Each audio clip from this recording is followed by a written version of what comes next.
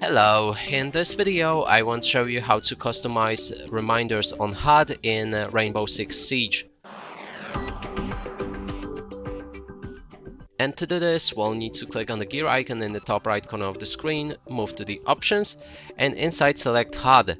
Now we want to scroll down for reminders, and there's multiple different options like action reminders that we can switch between default, no text, icon only, and input only.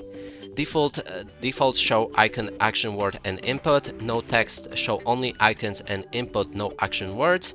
Icons only shows only icons, and input only shows only input. Then there's a diffuser reminder that you can enable or disable. Action reminder opacity that you can adjust. Action duration bar, show duration bar for actions with an execution time that you can enable or disable. Reload reminder that you can enable or disable. And general reminders that you can enable or disable as well. And that's it for this video. Hope you like it. Please consider subscribing to our channel, leave a like and a comment below.